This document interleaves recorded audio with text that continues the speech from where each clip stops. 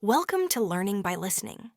This podcast is a space for thoughtful, educational conversations designed to help you explore ideas through listening. We talk about everyday experiences like mental clutter, focus, decision making, and clarity in a slow, reflective way. These conversations are not about fixing yourself or having all the answers. They're about noticing patterns, asking better questions, and creating a little more mental space. Before we begin, a quick note. This podcast is for educational and reflective purposes only. It is not therapy, and it is not a substitute for professional mental health support. Thank you for being here. Let's begin.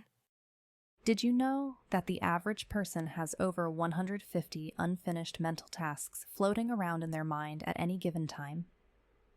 That's like trying to juggle 150 balls while also attempting to live a normal life.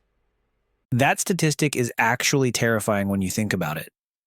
No wonder so many of us feel overwhelmed all the time. And what's fascinating is that research shows these unfinished tasks consume about 10% of our cognitive resources, even when we're not actively thinking about them. It's like having dozens of apps running in the background of your phone. So we're basically operating at 90% capacity all the time. That explains so much about why simple decisions sometimes feel impossible. Exactly.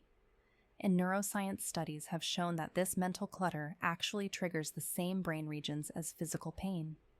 When we talk about the weight of unfinished tasks, it's not just a metaphor. That's wild. How does our brain process these unfinished tasks in such a physical way? Well, it's connected to something called the Zeigarnik effect, which shows that unfinished tasks create a kind of cognitive tension in our minds. Our brains are literally designed to keep incomplete tasks in active memory. So our ancestors probably needed this for survival, but now it's just causing us stress with our endless to-do lists. And here's what's really interesting. Studies show that writing down these tasks can reduce this cognitive load by up to 40%. It's like giving your brain permission to stop obsessing over remembering everything.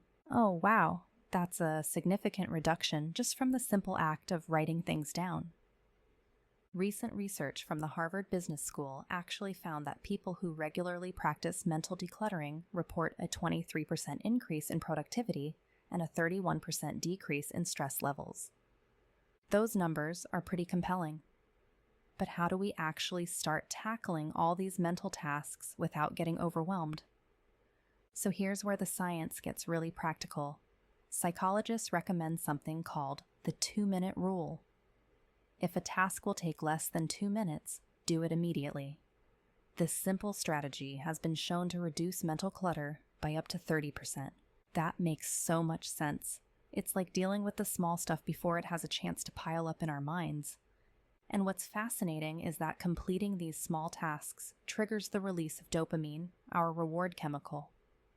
Each small completion actually creates a positive feedback loop that motivates us to tackle more tasks. That explains why I feel so much better after finally responding to that one email I've been avoiding. Exactly.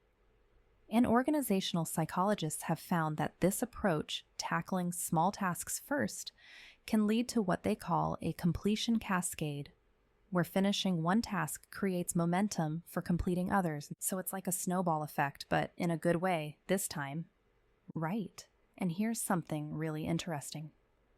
Studies show that people who practice regular mental decluttering sleep an average of 37 minutes longer per night and report higher quality sleep overall. That's a significant amount of extra sleep just from clearing mental space. And it goes even further.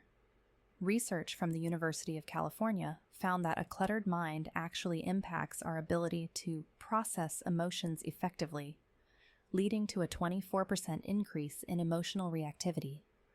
Well, that certainly explains why I get more irritable when I have too many things on my mental plate.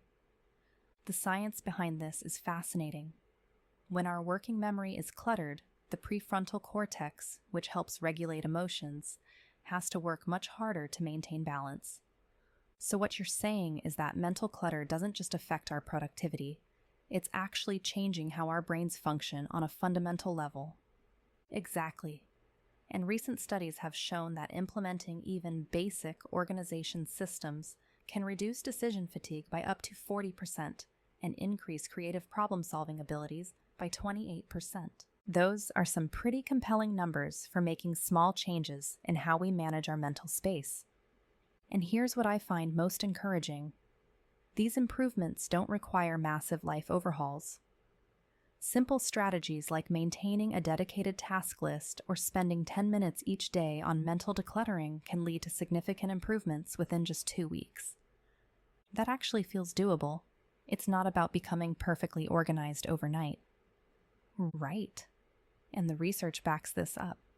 Consistent small actions are more effective than sporadic major cleanouts. Studies show that people who spend just 10 minutes daily on organization maintain better mental clarity than those who do marathon organizing sessions once a month. You know, this whole conversation has really changed how I think about mental clutter. It's not just about being organized. It's about taking care of our mental health. And that's really the key takeaway. Mental decluttering isn't just about productivity or organization.